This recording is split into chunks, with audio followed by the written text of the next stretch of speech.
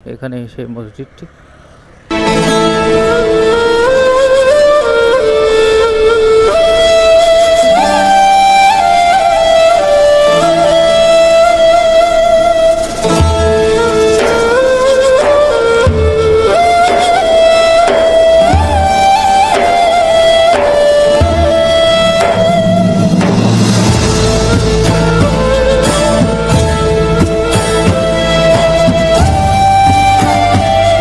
আলহামদুলিল্লাহ নামাজটা শেষ করলাম এবং নামাজটা যে পড়লাম মনে অনেক ধরনের প্রশান্তি পেলাম। ছোট্ট মসজিদ, অথচ এখানে আমার মনে হয় রহমতে ভরপুর। আমি বড় মসজিদের মধ্যে কখনো তেমন শান্তি পাই না। টাইলস করা এবং এসি লাগানো, এগুলোর মধ্যে আমার মনে হয় আল্লাহর রহমতটা কম, বান্দার শোয়াবটা বেশি। বান্দার যে টাকার যে একটা ছড়াছড়ি, এটা বোঝাতে চাই। এই ধরনের এলাকার মধ্যে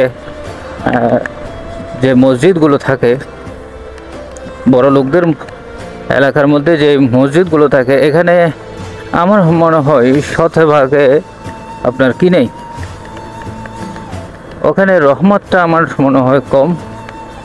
আমার মনে হয় কম। এটা আমি সবার জন্য উন্মুক্ত করছি না। আমার এই বক্তব্যটা, আমার এই কথাটুকগুলো আমি যথেষ্ট পরিমাণে এটা অনুভব করি যখন আমি কোনো ছোট মসজিদের মধ্যে নামাজ আদায় করি। সেখানে আমি খেয়াল করি আমার মনটা নামাজের মধ্যে আকৃষ্ট থাকে, ওখান থেকে বের হতে চায় না।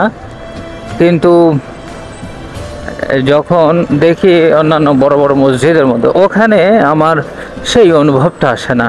সেই মনের মধ্যে গভীরত্ব, আল্লাহর প্রতি মোহাব্বত এবং সিজদার মধ্যে যে খুশু পাওয়া যায়, একনিষ্ঠতা পাওয়া যায়, এখলাস পাওয়া যায়, রহমতের সুঘ্রাণ পাওয়া যায়, সেটা সেখানে আর পাওয়া যায় না।